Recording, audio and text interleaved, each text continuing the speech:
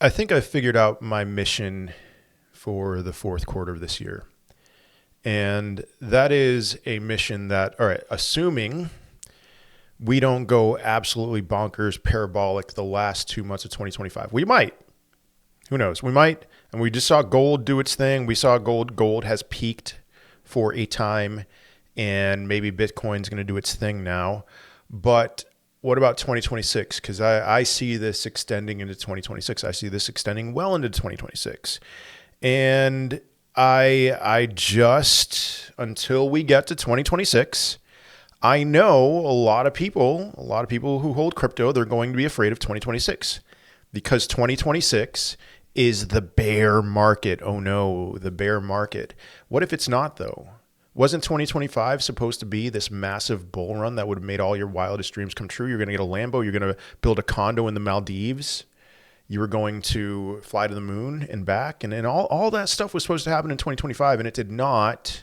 So why, therefore, are you of the same assumption that 2026 is going to suck? Maybe the first couple months of 2026 as the 4-year halving bros kind of run away crying and everything. But man, I'm telling you, I'm going to present some more stuff in this video that should make a case that, you know what? All right, there are going to be incredible opportunities in 2026 in Bitcoin and Ethereum, and hopefully a rotation of altcoins, and definitely in the stock market. But, okay, first of all, a few things with Bitcoin. There really isn't much change from yesterday's video with Bitcoin. Bitcoin's 115,000. We have today, for most of you watching this video on Wednesday, we have the FOMC meeting. A couple things with that. We're getting a 25 basis point rate cut. Don't believe we're getting a 50 basis point rate cut. Don't believe we're getting we're not going to cut rates. It's a 98% chance that we're getting a 25 basis point rate cut. I have never once in my years of monitoring this seen them deviate unless a black swan event happened like the COVID crash. Okay. So, and I've been watching rates for a long time, like 15 years plus. And so, but the big thing that I'm paying attention to is the ending of quantitative tightening potentially. And I would say there aren't any percentages. I haven't looked on Polymarket. I would say they are most likely going to end quantitative tightening today. And so how does the market react to that? Now, all right, Bitcoin, it's been a green week for Bitcoin. It has been a green week for the S&P 500 and the NASDAQ. I'll just pull up the Qs. Yeah. Oh man. And this is wild. My goodness. We're beyond a 1.618 extension on the weekly chart from the previous all-time high to that April 7th bottom. And what I've been calling for, I've been calling for a blow off top. I've been calling for 1999 in the NASDAQ and in the S&P, and watch my video from yesterday. Watch the last thing I talked about in my video yesterday. Let's take a look at the S&P 500. All right, that's not at the 1.618 retrace yet on the weekly, but this looks very bullish, especially if you look at the SPY ETF. We have broken back above this trend line, this multi-year trend line. All right, okay. So we've had a green couple of weeks. I do fear maybe the possibility of a correction, because are we front running this? In Bitcoin, it's harder to see. With the stock market, so my application is just going to hold on. I'm not going to sell. I mean, what happens? Maybe we would have just a back test of this trend line or something in the S&P, and maybe we'd have a CME futures gap fill with Bitcoin, or the market could pop in dramatic ways. All right, so Bitcoin, we're getting close. We are getting close with Bitcoin to my point of no return. Let me go back to the daily, but let me point something out here. Where's the chart? Here it is. I think that most traders, that's all technical analysis is just what are the traders going to do? That's all that I try to do with technical analysis. And I think most traders are paying attention to that. This is the fib chart they're paying attention to. Because if you look at that, what you would see is we've already gotten rejected at the 618 retrace. We'll see. I'm going to look at both, but we've gotten rejected once at the 618 retrace. Remember earlier this year, we got rejected once And then it took us a week to break through. Maybe it wouldn't take us a week to break through that 618 retrace. Maybe it'd be today. FOMC meeting. Who knows? Or another reason, we're at resistance that we would see a drop and maybe a bouncing off the bull market support band. Either way, I am going to remain somewhat agnostic with Bitcoin until we break through this resistance or we lose the 50-week moving average on a weekly candle. Okay. Ethereum on the weekly looks really solid. And it looks like it's holding support. I made a short form video yesterday talking about that. Ethereum holding the bull market support band, holding this 4-year trend line. And I think it's building up a base here for solid moves higher. Is there a possibility that Bitcoin and Ethereum, given the fact of the maturity of their ETFs, Grayscale has sold a lot of their positions. We don't have to worry about Grayscale anymore. And is it possible that those could just climb and climb and climb throughout 2026 and altcoins could get blown away? There's a possibility for that. But, we saw some ETFs launched yesterday, Solana, Solana, Litecoin, and an HBAR. So could it be 6 months down the road, those are actually really phenomenal plays? We'll see. But back to my original point. My original point with do not be afraid of 2026. I want to show you some things. All right. I want to show you a couple of medium term things and then a couple short term things. And I actually want to show you something simple real quick. Fun poll, Heisenberg, Mr. Derivatives. How many votes are there in here? 3,927. Predict the year the stock market will crash for real, for real. 47.7% of people predicted 2026, which if you 3,900 votes, that's a good sample size.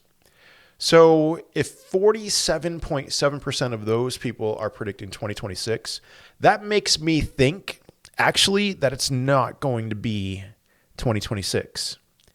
And no, I'm not going to put my entire net worth on the line on that. But, during the dot-com bubble in 1997, 1998, people were calling for, the market's going to crash next year, And then we got 1999, which was the NASDAQ going up 150%, the S&P 500 going up a significant amount, and the market crashed in 2020.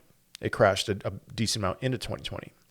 And so 2026, maybe not. Maybe we'll have that final irrational move in the market. And don't worry about my vote. I put 2029 here because of Devin Yaboyski. He's big on this big crash coming in 2029. So there's one thing, but here's a more substantial thing. And this is actually something that's very important. I don't talk about this a ton. I've talked about it before, but the copper gold ratio. Now that that may not click in your head, but just think about this for a second. Think about what happens. What is the driver behind copper prices rising?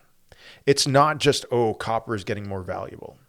It is when we see copper prices rise, this is in line with the whole business cycle talk that I talk about. That means that there's more demand for copper. And what do you use copper for? You use it for industrial activity. You use it for building things, And so let's read this. First, I showed you gold. Now, if you haven't seen this, pay attention. Copper gold ratio. The peaks of this metric and Bitcoin price are extremely well aligned. Business cycle, liquidity flows. Okay, extremely well aligned historically. As an important macroeconomic signal, which when it trends down, it signals a risk-off environment, what it is doing now, since higher copper represents more industrial activity and higher gold represents flight to safety. To me, this is one of the most compelling signals out there. We are going higher, friends.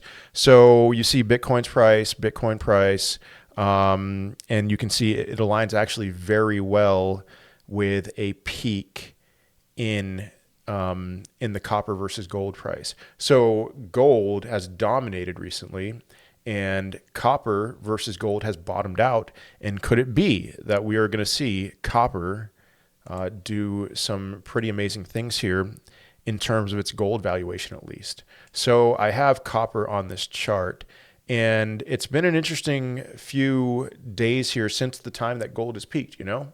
It's been very interesting looking at the price of copper rise.